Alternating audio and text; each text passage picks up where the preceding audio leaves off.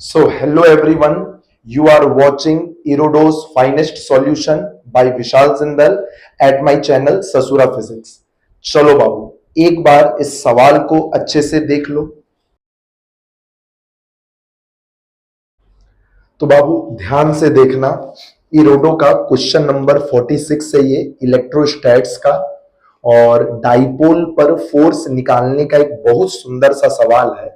इस सवाल का एक नहीं बेटा तीन पार्ट है। ध्यान से देखो, तीनों को एकदम बहुत सुंदर से अलग अलग से सॉल्व किए हैं। चलो बेटा समझाते हैं सवाल में क्या बोला है।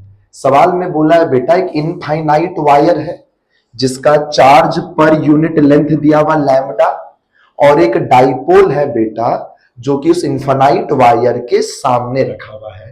तीनों सवाल में बेटा ये डाइपोल तीन अलग अलग ओरिएंटेशन में रखा हुआ है, और तीनों सवाल में पूछा है कि बताइए उस डाइपोल पर फोर्स कितना लगेगा। चलो पहला सवाल देखो बेटा, इसमें बोला है कि जो डाइपोल है वो एकदम वायर के लेंथ के पैरेलल में रखा हुआ है। तो बताइए इस डाइपोल पर फोर्स कितना लगेगा। मान लो इस डाइपोल का वायर से दूरी r है। बेटा डाइपोल का मतलब समझता है ना, इसके हेड पर है पॉजिटिव चार्ज और टेल पर एक क्या है, नेगेटिव चार्ज है। बात समझो, अभी ये डाइपोल एकदम वायर के पैरेलल रखा हुआ है बेटा, मतलब डाइपोल का जो प्लस चार्ज से दूरी है, सॉरी प्लस चार्ज का, डाइपोल के प्लस चार्ज का जो वायर से दूरी है, डाइपोल के माइनस चार्ज का भी वायर से उतना ही दूरी है। तो तुम तो इसमें सिंपली सोच सकता है बेटा, ये इन्फानाइट वायर इस पॉजिटिव चार्ज को जितना फोर्स से रिपेल करेगा, नेगेटिव चार्ज को उतने ही फोर्स से अट्रैक्ट करेगा। तो बेटा नेट फोर्स क्या आ जाएगा, पहला क्वेश्चन का तो आंसर होगा कि इस डाइपोल पर नेट फोर्स 0 होगा, क्योंकि डाइपोल का प्लस और माइनस चार्ज दोनों ही वायर से सेम दूरी पर है। तो एक पर जितना फोर्स आगे, दूसरे पर उतना ही फोर्स पीछे, तो नेट फोर्स क्या हो जाएगा, 0। चल बेटा इस सवाल का हम लोग करते हैं पार्ट बी। समझना बाबू, पार्ट बी में अब क्या बोला है कि जो ये डाइपोल है ना, वो इस वायर के रेडियस के अलोंग रखा हुआ है। तो समझो बेटा थोड़ा सा अलग व्यू से देखना होगा। सुनो, इस वायर को ऐसे रख दो बोर्ड के परपेंडिकुलर, तब ना तुमको इस वायर का रेडियस वेक्टर आराम से दिखेगा। या फिर क्या स्ट्रेट वाला में भी करके दिखा दे, मगर सीधा भी फोटो बनाता तो उससे भी आराम से ही दिख जाता, कोई वैसा दिक्कत नहीं है, देख तो। लेकिन थर्ड वाले पार्ट में तो बेटा वही फोटो बनाना पड़ेगा। इस वाले पार्ट में तो अगर तुम चाहो तो ये वाला फोटो भी बना सकता है कि जो डाइपोल है, सुनना ये रहा इनफाइनाइट वायर, पार्ट बी का सॉल्यूशन लिख रहे हैं। ये जो डाइपोल है ये एकदम इस वायर के रेडियस वेक्टर के अलोंग रखा हुआ है, दिख रहा है ना। तो बात समझो बेटा, याद है यहां पर कौन सा फॉर्मूला लगेगा। सुनो, इस वायर का जो फील्ड होगा वैसा रेडियली अवे होगा उससे, और ये फील्ड यूनिफॉर्म होगा कि नॉन यूनिफॉर्म होगा, नॉन यूनिफॉर्म होगा। तो याद है बेटा, अगर डाइपोल किसी नॉन यूनिफॉर्म फील्ड में रखा हुआ है, और वो नॉन यूनिफॉर्म फील्ड अगर डाइपोल के पैरेलल है, तो उस केस में डाइपोल पर जो फोर्स लगता है, याद है उसका एक फॉर्मूला होता है P D by d are. ये एकदम तुमको क्लास में कराया गया होगा। जब डाइपोल किसी नॉन यूनिफॉर्म आदमी के इलेक्ट्रिक फील्ड में रखा रहता है, बताओ बेटा सबसे पहले डी बाई डी आर निकालना है। ये ई किसका इलेक्ट्रिक फील्ड है, उस दूसरे बॉडी का, बोले तो यहां पर इस वायर का।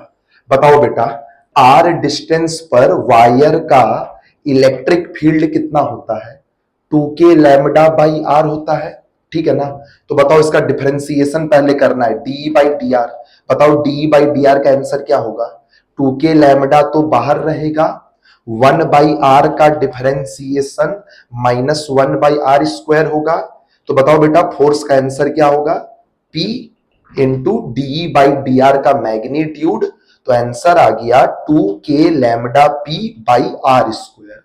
बुक में बेटा k का वैल्यू पुट कर दिया है, 2 1 जा 2, 2 2 जा 4 होके देखना यहां पर 2 pi epsilon naught r square बचेगा और ऊपर में बचेगा पी लैम्डा। अच्छा, फोर्स का मैग्नीट्यूड तो आ गया बेटा, बात है कि फोर्स का डायरेक्शन क्या होगा इस डाइपोल पर, मतलब आगे की तरफ होगा, पी वेक्टर के अलोंग लगेगा इस पर नेट फोर्स, कि जो पी का डायरेक्शन है उसके अपोजिट लगेगा। तो देखो, तो इस बात को सोचना कितना आसान है। यहां पर है प्लस चार्ज और यहां पर है माइनस चार्ज। प्लस चार्ज को ये वायर रिपेल कर रहा है और माइनस चार्ज को ये वायर अट्रैक्ट कर रहा है। तुम ही सोचो तो F1 F2 में से कौन सा फोर्स बड़ा होगा। सबको पता है बेटा, माइनस चार्ज वायर के पास है, तो वायर के पास उसका फील्ड ज्यादा है, मतलब F2 बड़ा होगा और F1 छोटा होगा, मतलब नेट फोर्स का डायरेक्शन किधर की तरफ होगा, पीछे की तरफ होगा, मतलब P वेक्टर के अपोजिट की तरफ होगा। तो वही डायरेक्शन है बेटा minus P cap. Minus P cap का मतलब समझ रहा है ना, कि फोर्स का डायरेक्शन, नेट फोर्स का डायरेक्शन पी वेक्टर के अपोजिट होगा। ठीक है ना बाबू, ध्यान से देखना, बहुत सुंदर सवाल है। और अब आखिरी सवाल में थोड़ा सा 1 मिनट ज्यादा दिमाग लगेगा।